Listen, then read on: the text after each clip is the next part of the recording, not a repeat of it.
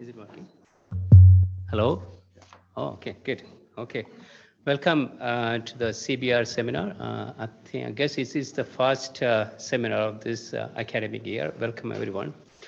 Today, we have a great speaker and a friend as well as a collaborator and a colleague, and he's from EBC, and he's an associate professor at the Department of Urological Sciences. And we have been collaborating with Dirk's group over maybe from 2008, 2007. So it's been a long-standing collaboration.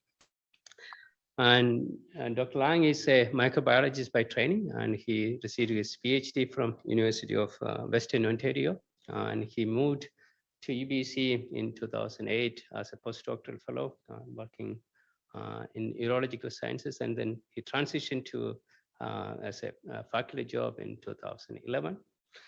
And he's been very active in working on biomaterials in compacting biofilms and in developing biomaterials in compacting, better biomaterials for treating stone diseases, kidney stones, as well as actually the biofilms in catheters and all of those. And he has been kind of like in recognition of his work. Actually, he's been awarded several awards, including Vancouver Coastal Health Research Institute Rising Star and Urology Care Foundation Research Scholar Award, and as well as actually the CAHR New Investigator Award. And he has been publishing actively in this area, and I look forward to hear your talk. And okay. Thank you. Excellent. Thank you so much for the invitation.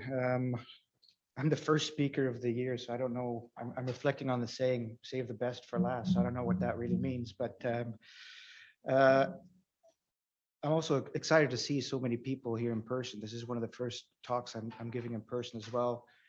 And I thought to myself, look at how many people want to hear about bacterial biofilms. And then I realized that they were actually serving lunch, which explains why all the graduate students are here in droves. So anyway, thank you again. So bacterial contamination of materials commonly used in medicine are the leading cause of hospital-acquired infections and globally. And of course, transfusion medicine and urology are not immune to this, as infections and sepsis because of bacterial biofilms on materials holding blood products and indwelling urinary devices remain a significant cause for morbidity and mortality. And over the years, much research has gone into developing novel technologies to combat bacterial biofilm formation on these materials, but none have been successful, as we obviously are still having to deal with this issue. And this is mostly due to the fact that these new technologies are targeting bacteria specifically, while not focusing factors in the surrounding environment that may impact the long-term performance of these new technologies. And so today I'm going to take you on a bit of a journey from when I was started here as a postdoc back in 2008 until now, to basically show you what a fantastic translational collaboration between microbiologists, chemists, and clinicians has led to, and what we've learned over the years in urology to try and combat the bane of medicine, as I call it, which is bacterial biofilm formation. These are my disclosures, but I'd like to point out that none of the material I'm presenting today is intended to promote the use of any specific catheter or ureteral stent product or anything like that. So why urology? It's not just because I happen to be in the Department of Urologic Sciences and they gave me my first job. It's actually also coincidental that among all indwelling devices used in medicine, urinary catheters and ureteral stents are the most commonly placed. And for those of you, I'm sure you've all seen what a catheter looks like, but you may not be familiar with a ureteral stent. It's inserted through the urethra and basically spans the ureter. It's anchored into the kidney and the bladder by a curl. And here's a really cool video that we took of a patient that has bilateral stents. So that's essentially what these look like. These are generally placed to prevent obstruction of the ureter prior to kidney stone disease surgery, or to prevent obstruction due to stricture formation after the surgery. So let's start with catheters. 15 to 25% of hospitalized patients have an indwelling catheter, and these actually account for 75 to 80% of hospital-acquired infections. In the United States, 70 to 80% of complicated urinary tract infections are due to catheters, which is about 1 million cases per year. In terms of hospital costs, each CAUTI case adds about $10,000 US in hospital costs, and that's mainly due to increased antibiotic treatment and, of course, increased hospital stays. So the daily risk for bacteriuria, which is the presence of bacteria in urine with indwelling catheters, is about 7%. That means when an individual has had a catheter indwelling for 14 days, every single one of those individuals will have bacteria in their urine, and that basically already increases the risk for the development of infection. The median indwelling time for those who do develop CAUTI is about 7 days. For those who do not, it's 4 days. And what complicates matters more is the fact that 60 to 80% of catheterized patients are on antibiotic therapy, which of course increases the risk for the development of resistance and makes CAUTI much more complicated to treat. Now, in the most vulnerable population, which are those individuals or patients who are in the intensive care unit, 98% of urinary tract infections that occur in these patients are due to catheters. So it's not surprising that it is also the leading cause of secondary nosocomial bloodstream infections and leads to around 11,000 deaths per year. So what about the pathogenesis? So how does it happen? So the source of bacteria for catheter-associated urinary tract infections is either endogenous, meaning from internal, so it's either meatal, rectal, or vaginal flora, or it's exogenous, meaning that it's contamination of the hands as the catheter gets inserted, or the contamination of the material itself as the catheter touches the surrounding environment before it gets inserted. In about 23% of cases, the infection arises due to intraluminal migration of the bacteria, which means that it's the contamination of the actual drainage bag and the bacteria migrate their way up into the bladder, or it's extraluminal, which basically occurs when the bacteria are introduced as the catheter is inserted, or they contaminate the area just before the urethra, and they literally migrate their way into the bladder. So the solution to this, BD Bard is a company that you may or may not have heard of. They came up with this Bactiguard catheter. It's a Bardex catheter, as they call it. And as this figure indicates, it's the Bardex IC is an anti-infective Foley catheter with Bactiguard silver alloy coating and Bard hydrogel, and it's of course clinically proven to reduce catheter-associated urinary tract infections. Sounds very promising. So one of the very first studies that was done with this back in the early 2000s, basically what they did is they compared the CAUTI rates with the conventional uncoated catheter, and that was between 1999 to 2000, to individuals that received the silver alloy coated catheter between the years of 2001 and 2002. And you can quite nicely see that the incidence of UTIs per 1,000 catheter days was significantly reduced in individuals that received the silver alloy catheter. Sounded very promising. Now keep in mind though that this is a single center trial. So more recently, in I think it was 2012, a much larger multi-center trial was conducted that looked at 7,100 patients in the years 2007 to 2010. They were randomized to this silver alloy hydrogel coated catheter, a nitrofuran coated catheter. Nitrofuran is an antimicrobial, and the PTFE catheter control, which is basically the uncoated catheter. And essentially what the data shows here in this much larger cohort study is that there's actually no difference in symptomatic antibiotic treated UTIs within 6 weeks of randomization between the silver alloy catheter or the control catheter, 12.5 versus 12.6%.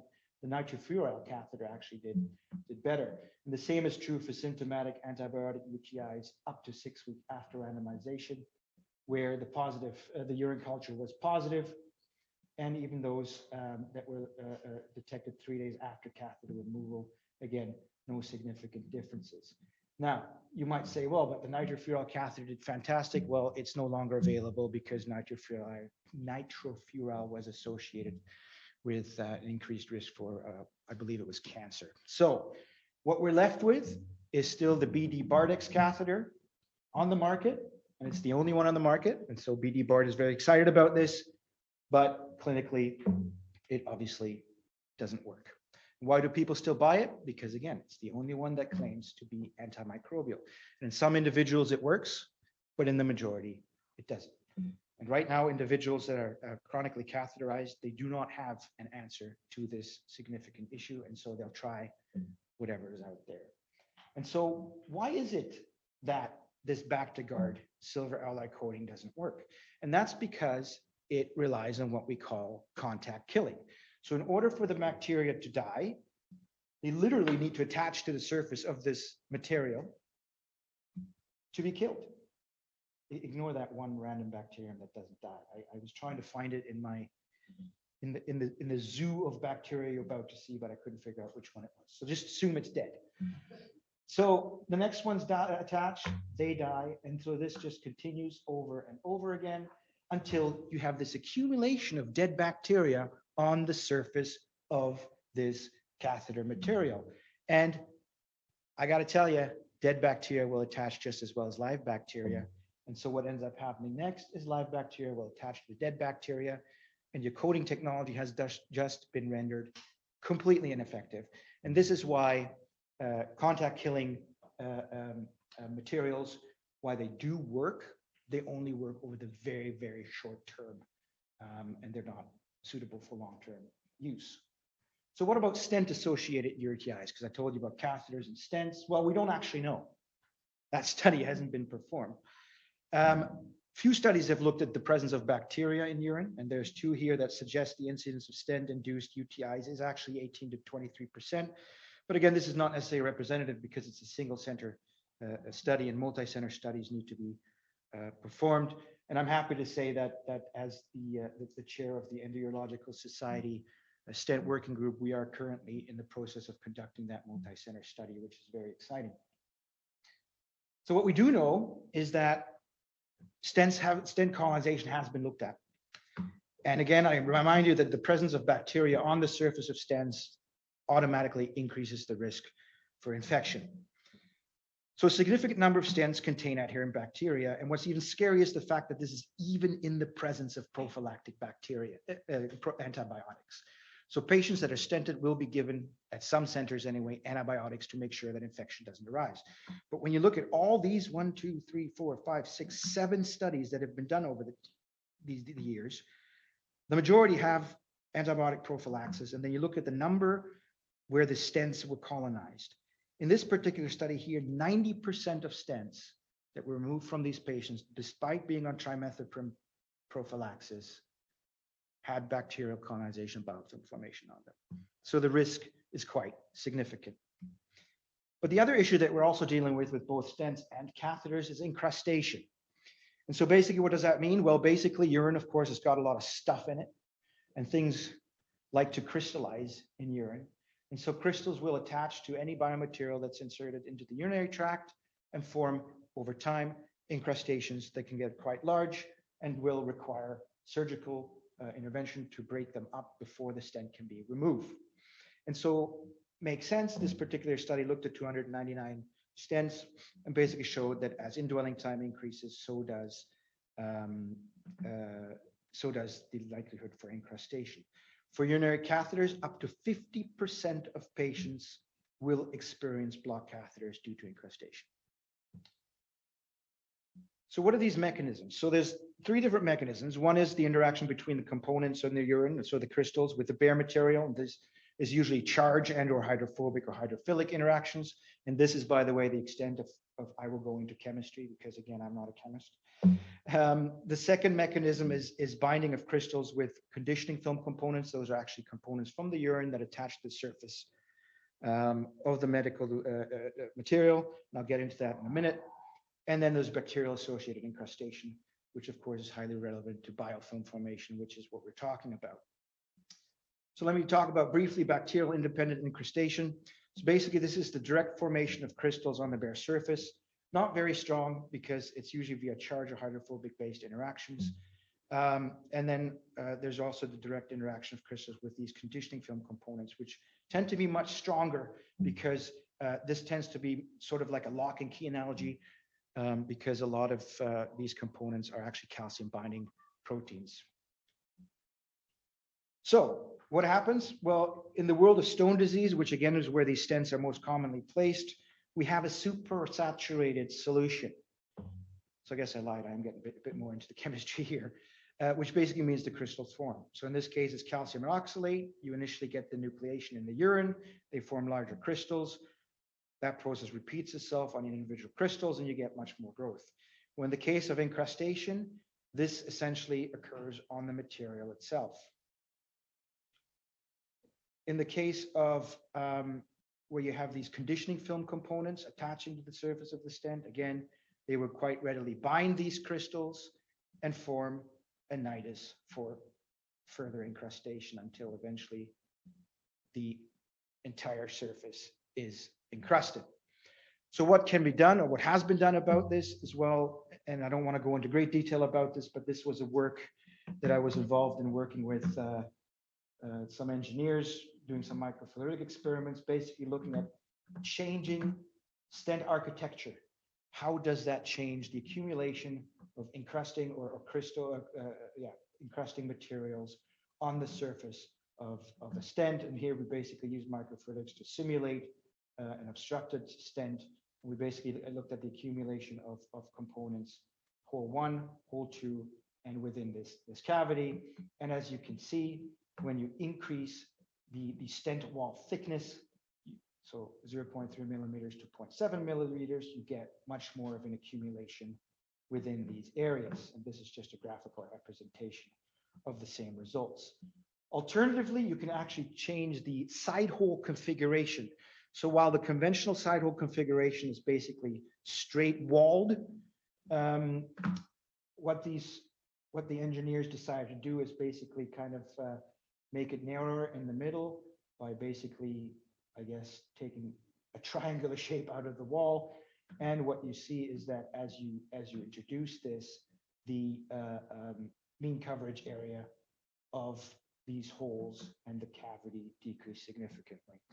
And so while this is very promising, I have to tell you, a stent manufacturing company will find it very complicated to introduce these types of architectural changes into their already established pipeline of making stents. So it's not necessarily a great way to address the problem.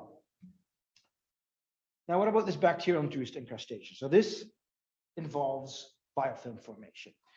And bacterial-induced incrustation is associated with specific types of bacteria, and these are urease-producing bacteria. So what happens is the bacteria will attach to the surface. They will multiply on the surface to form microcolonies. These microcolonies will then produce exopolysaccharide. An exopolysaccharide is a very thick, gelatinous, protective layer around the biofilm or the microcolonies that basically render it 1,000 times more resistant to antimicrobial treatment than the bacteria as individual planktonic bacteria or free-swimming bacteria would be susceptible to.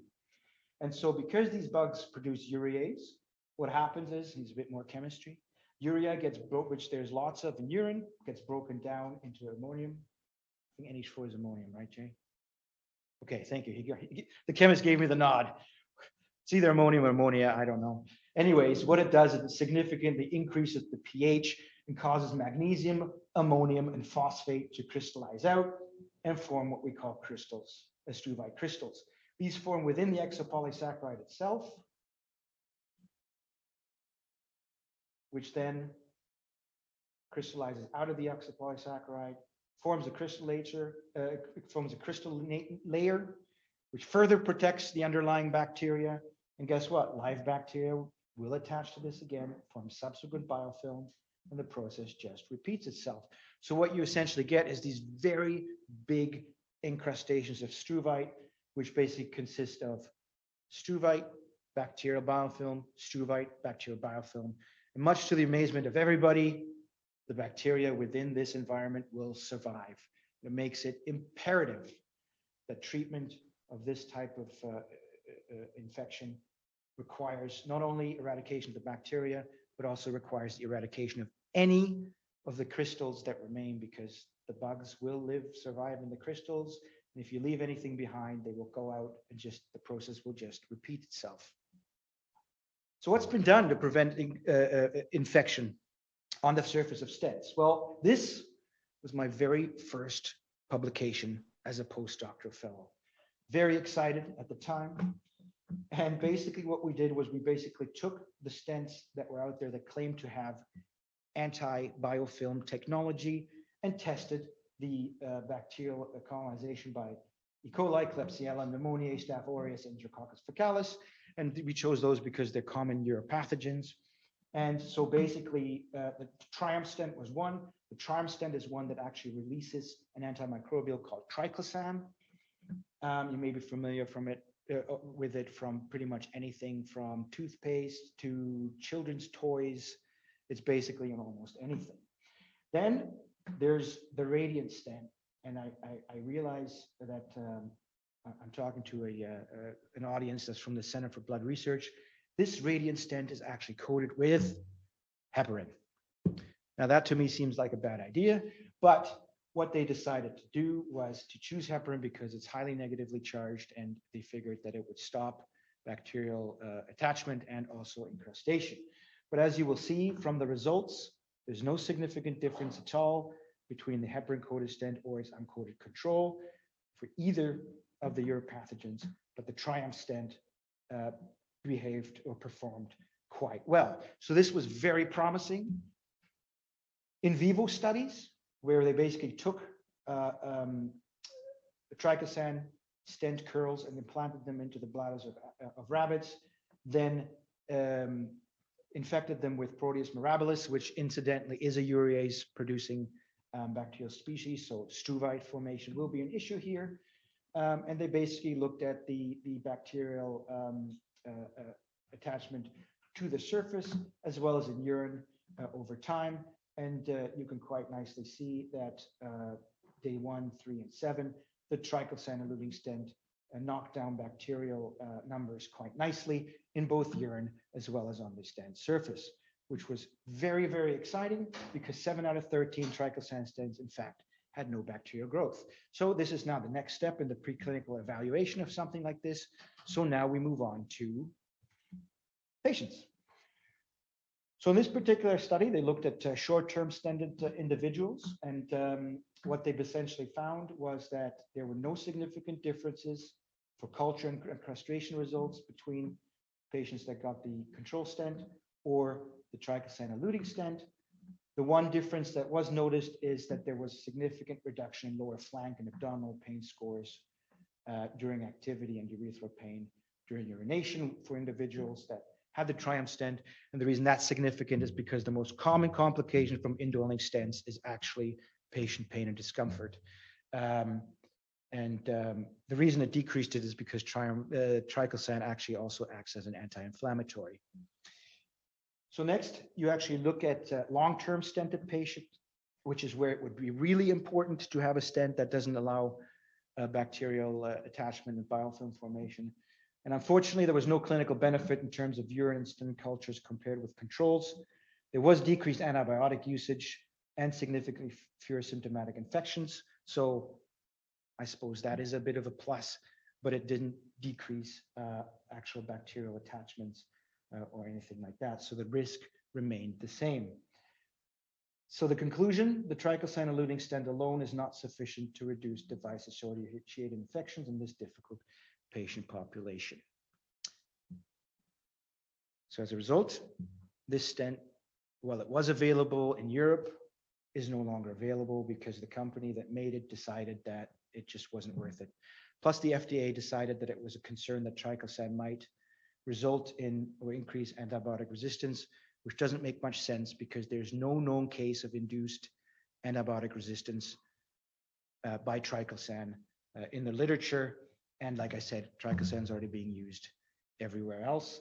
But either way, it is no longer available on the market. So what are we left with? None of the currently available technologies prevent bacterial adhesion and biofilm formation on indwelling urinary devices. So where do we go from here? And this is an accurate representation of what goes on in my mind all the time. Lost, confused, unclear, perplexed, disoriented, and bewildered. I mean, I think that's probably the perfect example of any research program. But we kind of take a step back and we go, okay, so why is it that everything that has been tried has failed? So let's go back to the original medium that we're dealing with, and it's urine.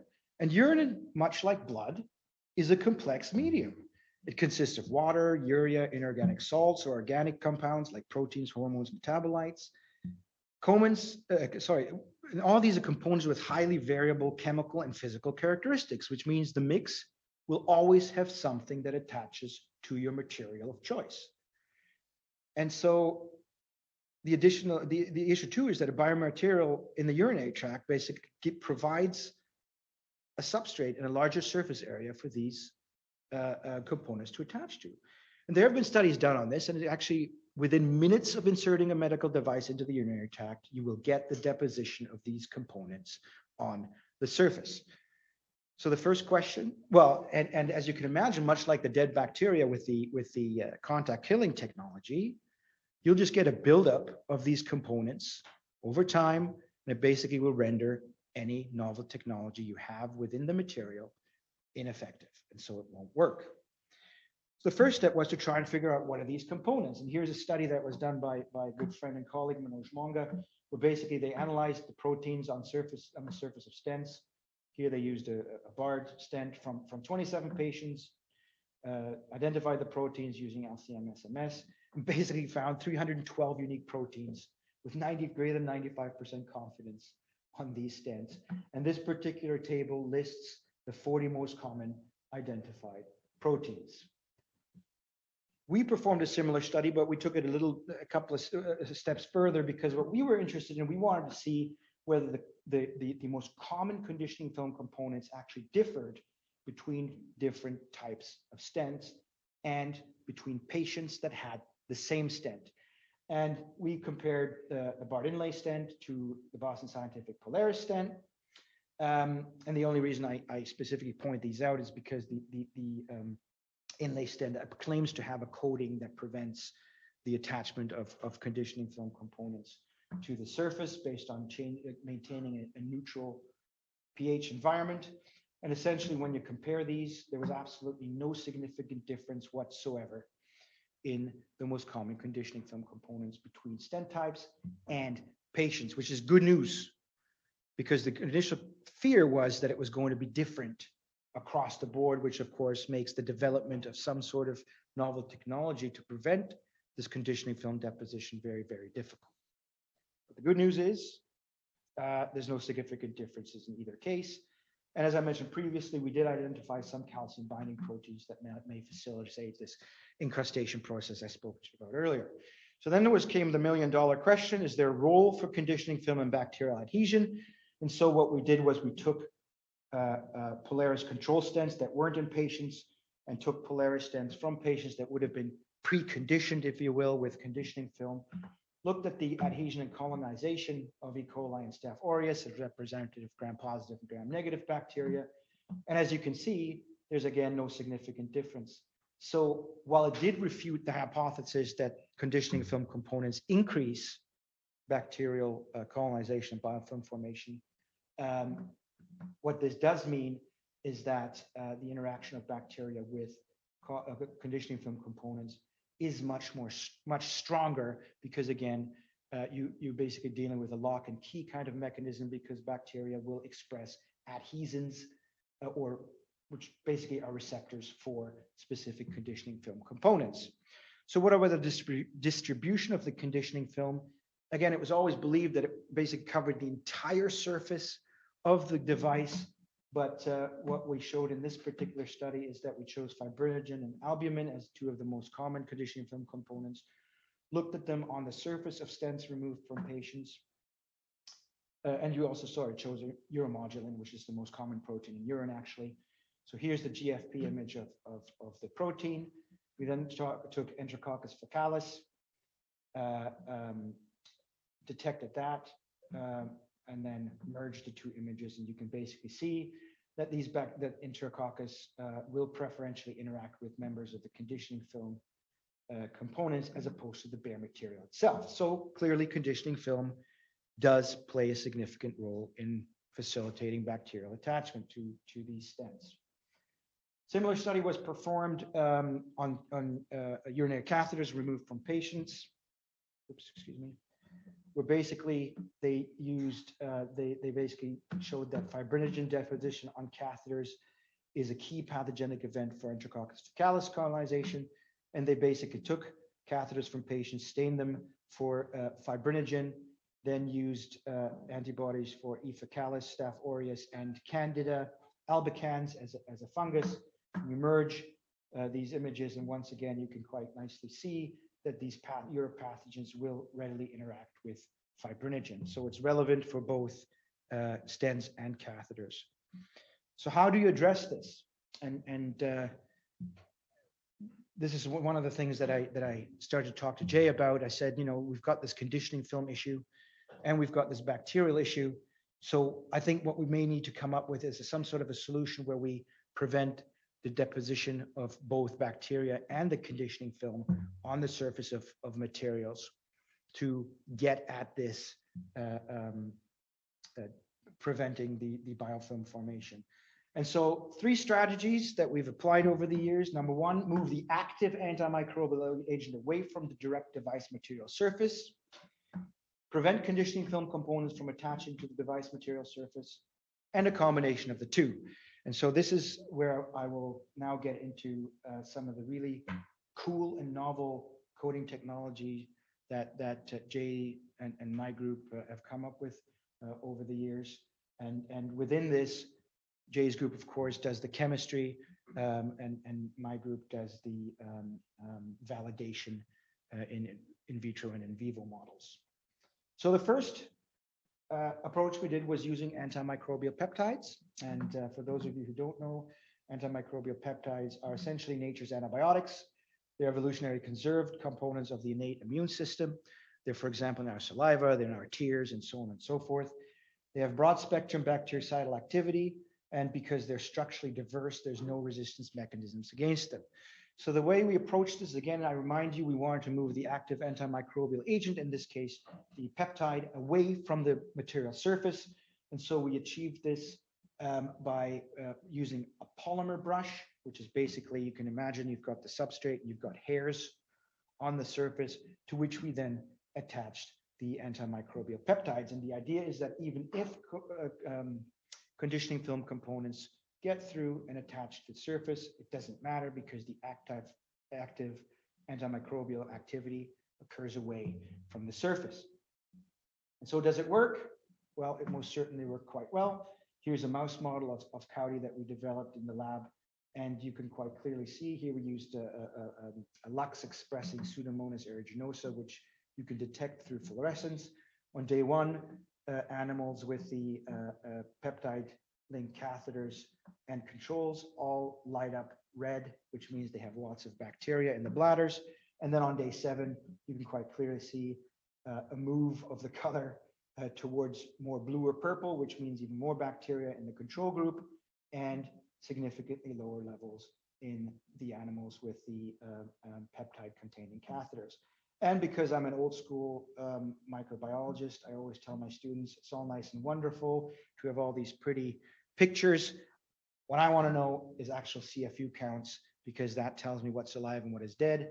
And you can quite nicely see that at control catheters, there was up to 10 to the 6 bacteria attached, compared to almost, well, pretty much none on the catheters that contained antimicrobial peptides. What about planktonic growth? So what was in the urine? The same trend was found, which was very exciting. So physically, the next step is to physically repel conditioning film.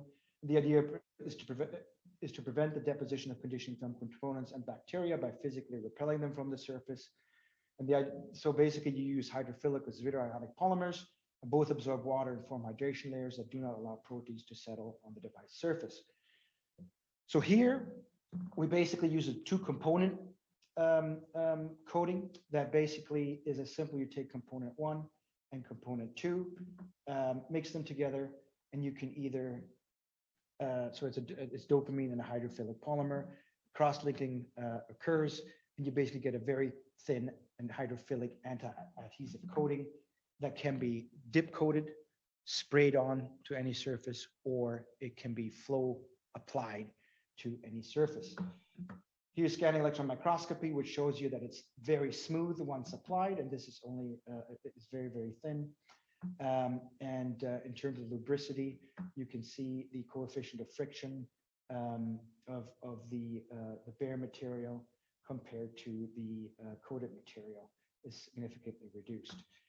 We then performed a bacterial biofilm assay using escape pathogens, which of course, according to the CDC, are highly resistant bacterial species that are very difficult to treat. And you can quite clearly see that this coating significantly reduces biofilm formation to any of these pathogens. What about proteins? Well, here we chose serum albumin, bovine serum albumin, and fibrinogen. And as you can quite clearly see, coated catheters, the frequency change, there is no frequency change, whereas when you have uncoated surfaces, the frequency changes as you get more and more deposition of the serum albumin. And fibrinogen shows up in red, and so fibrinogen quite readily deposits on the uncoated compared to the coated surfaces. In terms of long-term anti-biofilm activity, we perform this under both shaking conditions and flow conditions. The difference is flow is much more realistic to what happens in the urinary tract. Plus, as far as biofilm formation is concerned, flow is important because it results in the increased expression of adhesins that facilitate bacterial attachment. And you can quite clearly see that over a 21-day period. Oh, and by the way, bacteria were replenished daily in these experiments. Okay, as you can quite clearly see, uncoated surfaces quite readily accumulate green bacteria or green fluorescing bacteria compared to controlled coated surfaces where almost none attach.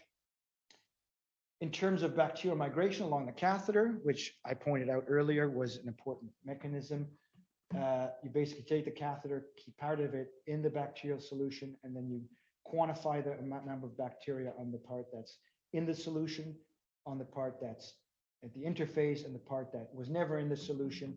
And you can clearly see that again, coated on the coated surface, there was significantly lower number of bacteria on all 3 segments, meaning that not only did it significantly reduce bacterial attachment when exposed to a significantly high number of bacteria, but it also decreased and prevented migration. Then this is a long-term anti-biofilm activity on actually clinically used indwelling urinary devices. And so these are, again, catheters. Here's day 7, day 14, and day 30.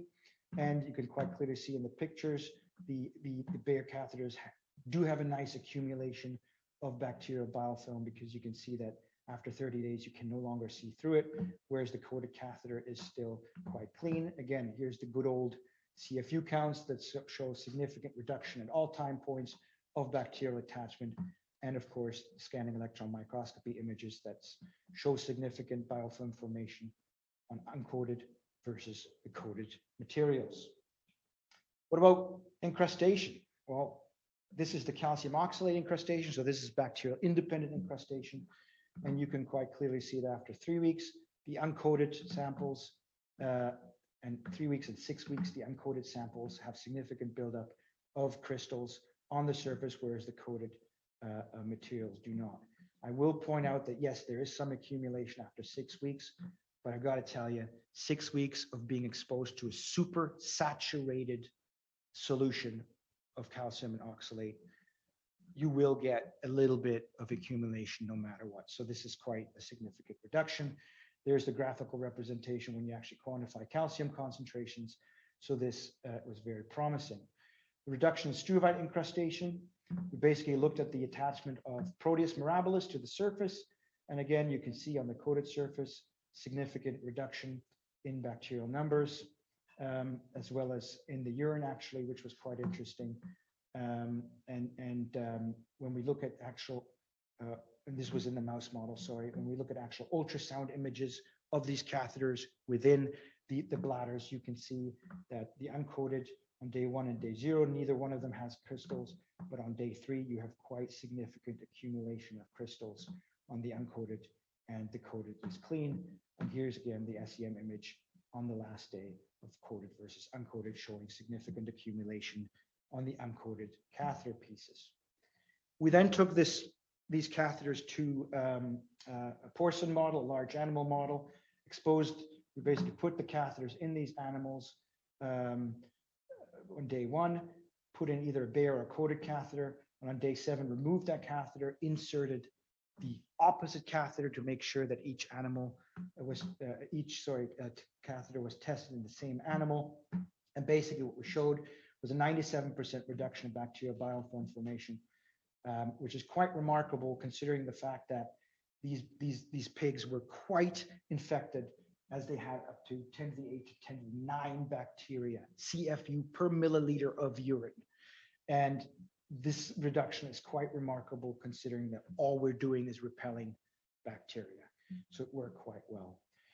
So the last approach that I wanted to talk about now is basically combining this anti-fouling activity, so repelling conditioning film components and bacteria from the surface, and keeping the surface clean, while then releasing an antimicrobial compound to then kill the bacteria while they're still free swimming. In this particular case, this is a 4-component coating. Again, you do the exact same thing. You mix it into an aqueous solution, and you can again apply it via the same very simple mechanism. It's so simple that even a microbiologist like myself can do it. And so we tested the long-term anti-biofilm activity over 4 weeks. And again, to E. coli, Pseudomonas, and a whole bunch of other relevant pathogens. And you can quite clearly see that the control silver coating, which is similar to what the Bardex coating is, does get significant bacterial buildup of both live and dead bacteria, whereas the safe coating, as we call it, remains completely clean. And this is again the actual CFU counts, which quite nicely I point your attention to the green arrow, which is basically the equivalent to the Bardex, which shows that it works nicely for basically 1 day, but by the time you hit day 7 and onwards, there's no difference compared to the uncoated control. And that's true for all species, including Proteus mirabilis. Then we tested this also in vivo models. Here we used a titanium coil, so a subcutaneous implant infection model, where we basically used titanium coils, injected bacteria, sealed or sutured this incision, let the animals recover for 7 days, then recovered the implants and quantified the number of bacteria on the surface. And again, control silver coating still had significant number of bacteria on the surface compared to titanium implants coated with our coating. And the same was true for Proteus mirabilis in our mouse model of catheter-associated urinary tract infection, where the silver coating significantly reduced bacterial numbers in both urine as well as on the catheter surface. And the beauty about this is the fact that both these coatings have broad applicability. They can easily be applied to any type of materials with different configurations, different shapes, different sizes, and so on and so forth. And again, these are just some that we coated, metals, plastics, and so on and so forth. And basically, you can see that no matter what you coat, the antimicrobial activity is the same. So what is next? Well, preclinical validation is almost complete. We do have to do the large animal validation for the silver release coating. We are looking into getting investigative testing authorization for a small feasibility study involving up to 20 individuals to show feasibility in actual patients, so that we can take this to the next level, as well as eventually 510(k) pre-market notification in the United States and medical device license approval in Canada. So with that, I thank you all for listening. I was only 2 minutes over, this isn't bad. I'd like to thank my clinical collaborator, Dr. Ben Chu, who I've worked with since day one to build this translational research program that we have at the Stone Center. Of course, Dr. J. I actually know how to say it, Jay Chandran Kizagadatu. See, and it took me forever to be able to pronounce that. And Jay, of course, as he said at the beginning, a very good friend and close colleague and collaborator, Dr. Bob Hancock, and the members, Dr. Caillou, Yan May, Hussein, Yazdani, Ahmadabadi, Kimura, Scotland, and Roman, as well as other members of my laboratory. And of course, my family for always supporting me in all of my endeavors and the research endeavors that I do. So with that, I thank you all for listening, and I'll take any questions.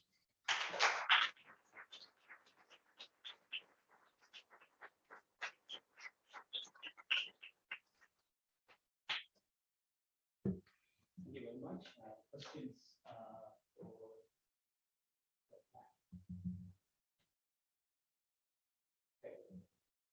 So Ed Conway, hi Dirk. Hi, Ed. That's fantastic.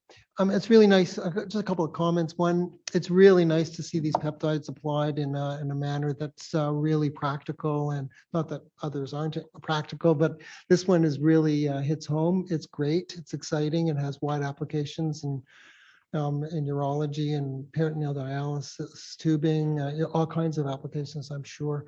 What are the costs of developing this technology? Are there hoops to get it into the clinics? Where are the barriers? So so you raise a very good point. So antimicrobial peptides, while they work beautifully, they are quite expensive to synthesize.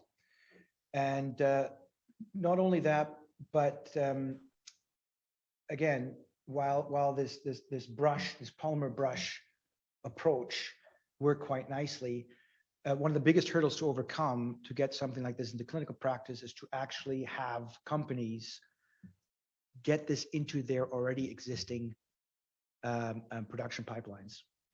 And so, because to them, so they not only look at how much they can charge for product once it's out there, and you could argue that, well, an antimicrobial catheter they could charge a premium for, but they look at that, but then they also look at how much do I have to change what I'm currently doing to bring this technology into the manufacturing pipeline, and how much does that cost? And so if they have to make significant changes, such as, they might have to bring in special machinery to apply the polymer brushes and then the peptides, and they have to pay to synthesize the peptides, very expensive. The advantage of the other two coating technologies is the fact that it only adds pennies to the manufacturing of a catheter or a stent, for example. Plus the beauty is that, as I mentioned, you can dip coat it, you can flow coat it, if you will, or you could spray it on. And the majority of catheter or stent manufacturers already have these approaches in their pipeline, so it can easily be incorporated. And then autoclaving subsequent, because they have to be sterile. Does that affect the coating? No, because either way, they're going to have to sterilize these devices anyway, whether they're coated or uncoated. And again, the beauty there is these can be sterilized through many ways. Ethylene oxide sterilization is commonly used in medicine, so it can withstand that, as well as what's the other one? IR, isn't it? UV. Yeah. So we tested all the medically relevant sterilization approaches, and it all stays stable. I would add to that, actually, we calculated the current pricing for one catheter. Actually, could cost us 50 cents to put a coating in the lab. That's only the coating cost. Yeah. So that means actually, the catheter price can increase. It's small. But you see, the thing that again, but one of the hurdles to overcome, we never thought about this, because again, remember, the only company that's in this market is BD Bard right now, right? And so you have to try and overcome that hurdle, because they will try at any price to not allow you to come into the market, because they obviously have the market share. Yeah, so Yeah. when you coat the catheter, you're coating the outside and the inside. When you coat the catheter, Yes, we can. right? Yeah. Is the outside compatible with the urinary endothelium? Yes, it is. It is, Yeah, okay, thank yeah, you. Yeah, so we've also tested biocompatibility of the coating, and there's no issues there.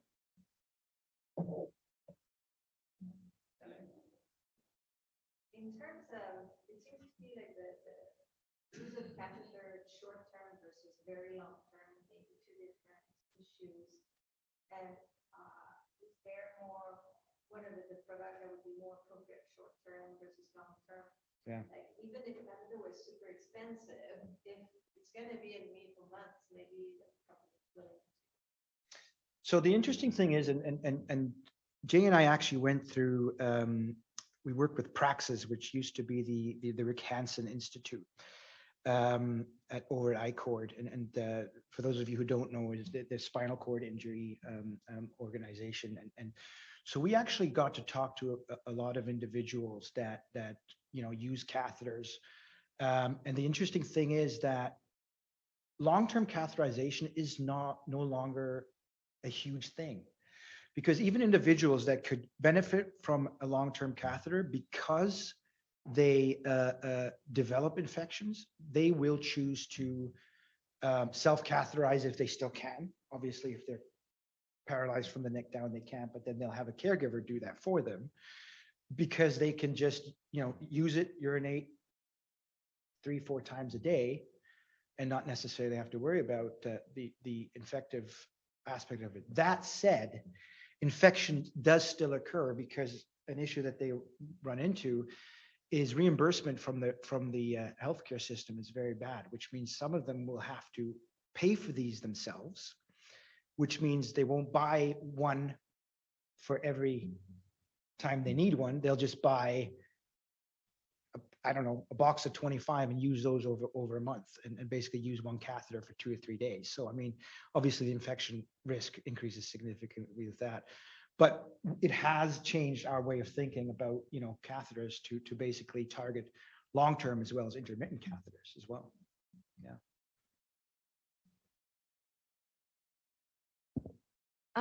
I was just wondering about the antimicrobial peptides. Do you have to be concerned about like an activity half-life for it, or its effectiveness for like a certain period of time?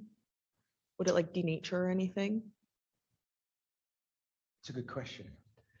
I don't think we tested that, but to my knowledge, it's not necessary. It's not a big problem, but it's a good question.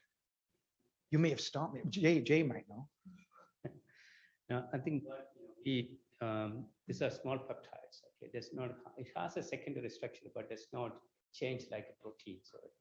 So we've seen actually like it's active for kind of like weeks. Okay, so without any problem, and you can use kind of like organic solvents. It doesn't matter. Okay, so it comes back to the original activity when you put it in the kiss medium. I know what my students are thinking right now. They're like, "Oh my gosh, he can't be stopped." Any other questions? Yeah, sorry, I was just curious. Is there a difference in mortality risk between nosocomial catheter-associated UTIs and UTIs caused by other things? Well, CAUTI is one of the leading causes of infections in the hospital setting. Mortality, you said? Well, I mean, yeah, to what extent does it cause mortality? Like I said, in the United States, about 11,000 individuals per year. But I would think that, bloodstream infections probably result in higher levels of mortality than potentially CAUTI. Dirk, can I weigh in on that? I'm Ben Chu. I'm the That's clinician Dr. that Chu. helps with Dr. Lange. So thanks My for partner in an crime. overview of all your work and amazing stuff with Jay. Jay's been a fantastic collaboration. I think a simple urinary tract infection is usually very self-limited, can be treated with antibiotics very regularly. The problem with the catheters and the nosocomial infections is that these are patients who were already in the hospital for some other reason. They've either just had surgery or they've been admitted with other problems. And then on top of that, you create this other infection, can really create a really huge problem for their health. And it is one of the commonest infections that's hospital acquired, and that's the problem. In fact, in the United States, they have Foley catheter committees. These are nurses and other people who walk around and they keep track of all the people with Foley catheters, and they essentially just walk around and say, you know, how long has this catheter been in for? Why is it still in? Does this patient absolutely need it? And they take it out if they can, because the costs of the healthcare system, let alone the patient, are just so astronomically high from having a catheter-associated urinary tract infections. So it is a big deal, both monetarily and for the patient's health. Thanks. Thank you.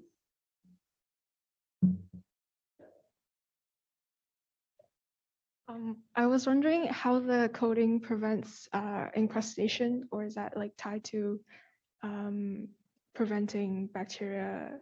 It's all the same idea, adhesion? just basically repels the crystals from attaching. Oh, okay. Thank you.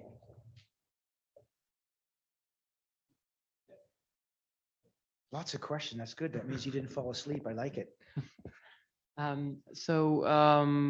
When you were talking about the anti-fouling coating, even though you didn't have any antimicrobial coatings in there, Yeah. you still had a significant decrease in the planktonic bacteria. Is that just because, like, in the other case, they have actually a substrate to grow on and form a biofilm? Was there any other reason? You keep them in the flow, if you will, right? So you keep them in the flow and they just get flushed out. Mm-hmm. Yeah. Okay. Thank you. I was surprised that it worked as well as it did because, you know, again, I was just like, well, you're simply repelling, right? But it works super well. So. Any other questions on audience here? Any online questions? Well, thank you so much.